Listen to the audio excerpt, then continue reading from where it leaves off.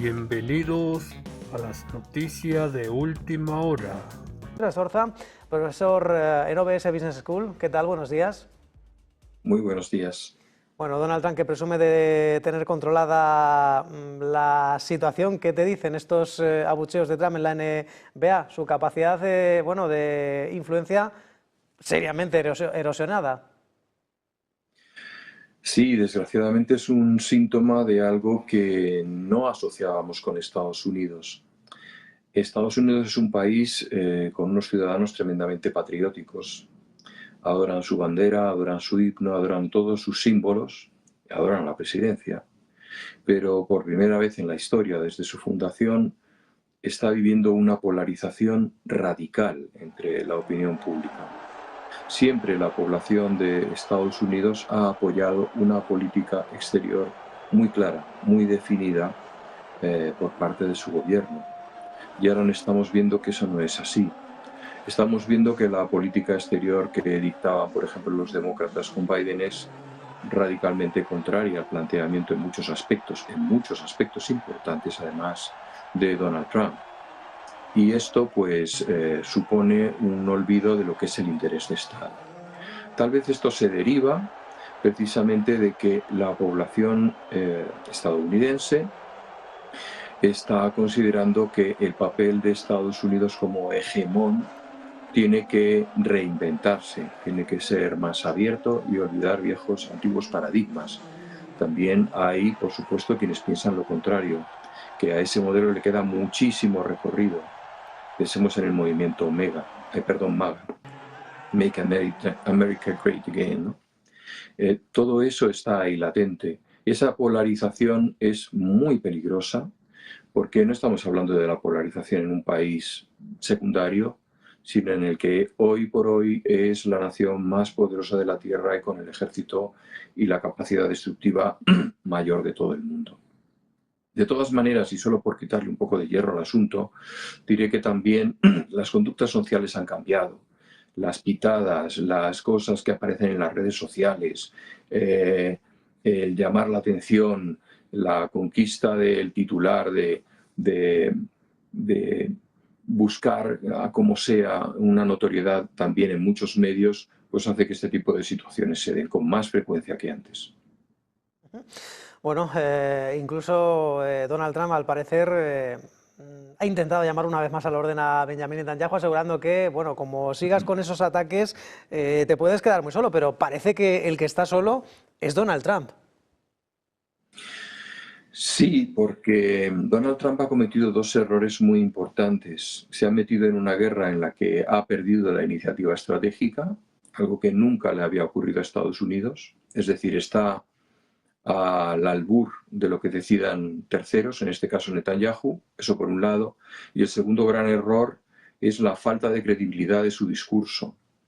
La falta de su credibilidad que se concreta en cambios de opinión radicales de un día para otro.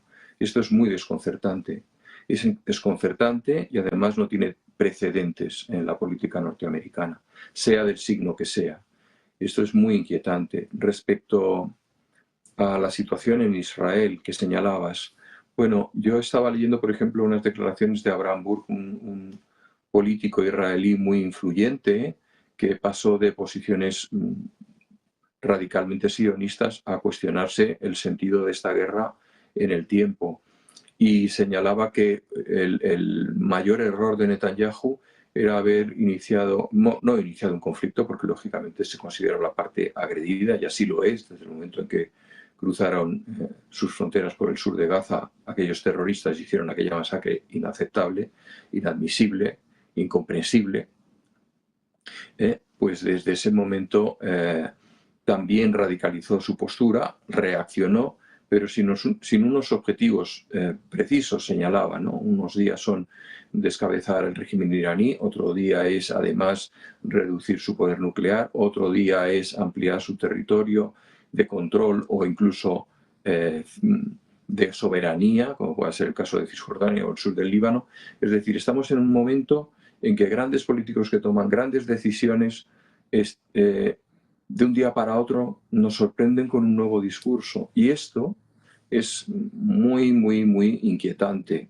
y más en estos momentos en donde tenemos tantos conflictos abiertos en tantos rincones del mundo. Ujú. Y también ha entrado en escena el control del Mar Rojo, del estrecho de Bab el-Mandeb, bueno, en el Golfo Rojo, en el Golfo de Adén, en el Mar Rojo, en la península arábiga, y en definitiva tiene potencial la Guardia Revolucionaria Islámica, por mucho apoyo que tenga de los hutíes yemeníes, para controlar esta ruta marítima. ¿Es un farol? Es que realmente estamos ante algo que Aristegui señalaba en una entrevista hace unos minutos con José Wizner, ¿no? Yo creo que este es el siglo de los estrechos. Tenemos el estrecho de Malaca, el estrecho hacia el Mar Rojo, el estrecho de Hormuz, el estrecho de Bering, la salida al Báltico. Es decir, realmente estamos encontrando pues zonas en donde nuestras arterias pues tienen, por decirlo de alguna manera, más colesterol del debido, ¿no? Y todo se estrecha. Es tan pequeño el espacio en el que tienes que concentrar el hacer daño, y son tan masivos, tan baratos y tan precisos muchas veces los elementos destructivos que pueden colapsar el tráfico marítimo, que sí, se puede llegar, basta con la amenaza muchas veces. No, estamos viéndolo en Hormuz. En Hormuz realmente no hay una guerra abierta de golpes contra golpes gigantes, no hay bajas. El otro día, hace unas horas, ¿no? Se cayó un helicóptero norteamericano, pero fue un accidente más que otra cosa, ¿no? Entonces, sin haber un conflicto abierto militar, lo que sí estamos viendo es que basta la amenaza de que, como pases por ahí te doy, que lógicamente pues los inmensos petroleros, los inmensos cargueros, pues se lo piensan muchísimo antes de dar el paso, y las aseguradoras mucho más a la hora de apoyar ese tránsito. De hecho, ese tránsito, por ejemplo en Hormuz, que se ha restablecido en cierta medida, como resultado de esas negociaciones ahí latentes que tiene Estados Unidos e Irán, lógicamente no han alcanzado el volumen de tráfico previo a la guerra, pues nos habla de una situación más calmada. Pero Yemen es un estado que lleva en guerra décadas, es un estado pues muy violento, en el que suceden, pues es una guerra civil permanente en muchos casos, y la verdad es que cerrar ese estrecho no sería tan complicado con un par de golpes muy precisos, y que las redes sociales, los medios de comunicación se hiciesen eco de lo mismo, y eso haría replantear toda una política comercial en la zona de Y tráfico. mientras tanto, el otro punto de conflicto que ha quedado siempre, bueno, desde el pasado 28 de febrero en un segundísimo plano, ¿no?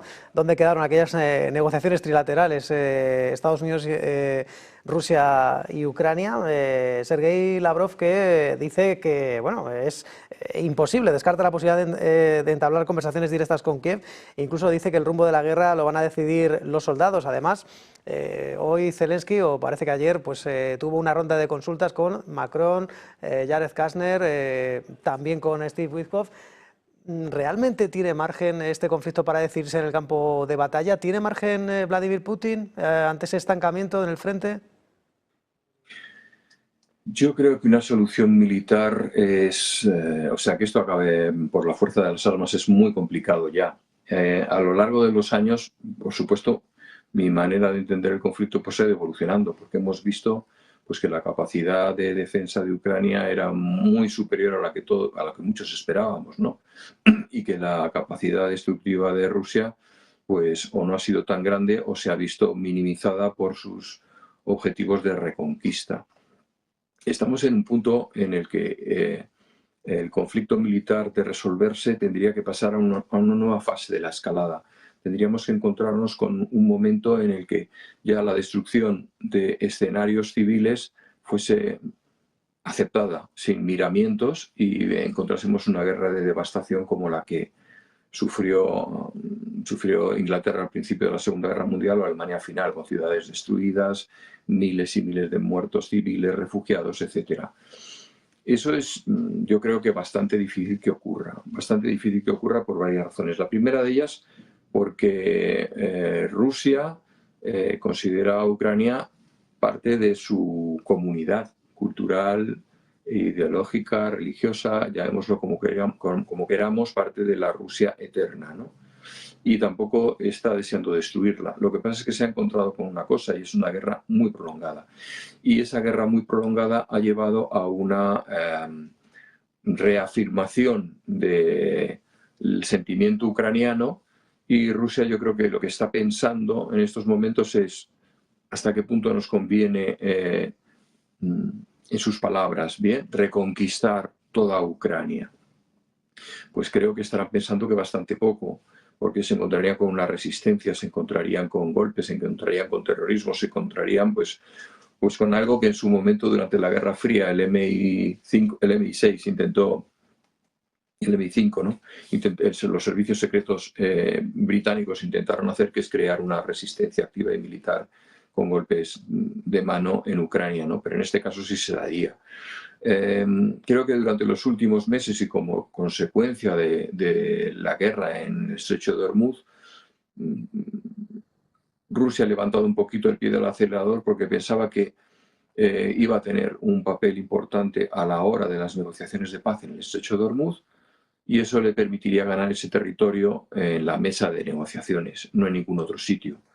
Por terminar con esta reflexión, yo diría que, o afirmaría que Lavrov pues no está diciendo más que lo que ha dicho siempre Rusia, que no va a reconocer a Zelensky como interlocutor. Sería un salto cualitativo si se sentase, o sea, sería un reconocimiento de la legitimidad de Zelensky, ¿no?, como presidente de Ucrania. Tal vez Rusia estaría dispuesta a sentarse pues con alguien que no fuese él, que fuese un militar de reconocido prestigio, el embajador en Londres, que también tiene una trayectoria muy interesante. Es decir, alguien que no fuese él. Esa foto no la quiere ver en ningún libro de historia reflejada en un futuro. Con lo cual es preciso que ese entendimiento se llegue con un nivel de interlocución por encima de Zelensky, no solamente con Zelensky. ¿A qué me refiero? Pues a terceros países, a que otras potencias se involucren en la negociación, que le den un papel a China, incluso que Europa, ojalá fuese así, ¿no?, reconquistase un protagonismo en el escenario diplomático internacional. Yo creo que ahí sí Rusia se plegaría un poco más a negociar con Ucrania. También pensemos que Lavrov en este caso pues ejerce un poco de como Medvedev, ¿no?, de poli malo en las negociaciones. Habría que ver pues qué estaría dispuesto a firmar Putin llegado el momento. La entrada de tropas en la isla del Ártico, propiedad de Dinamarca, Sí. la disuasión nuclear en los países bálticos, la entrada de Ucrania en la Unión Europea, la imposibilidad de la Unión Europea para nombrar un interlocutor. ¿Cuál es Eduardo, el mayor riesgo que podría llevar a una escalada mucho más peligrosa entre la OTAN y Moscú? Pues yo creo que de haber un enfrentamiento entre la OTAN y Moscú sería como consecuencia de un accidente, un error forzado en el Báltico. En el Báltico no le puedes cerrar esa salida a Rusia, y menos cuando ya pues su dependencia de las exportaciones de petróleo con barcos oficiales o no oficiales es tan importante. Con lo cual el escenario más probable sería, creo, en mi opinión, no solamente en mi opinión, sino en la de muchísimos expertos, incluso militares norteamericanos que ya han estado hablando sobre este tema, los estados bálticos. Los estados bálticos, digamos que sería el escenario más probable de confrontación con la OTAN. El escenario estratégico más importante, el Ártico. El Ártico.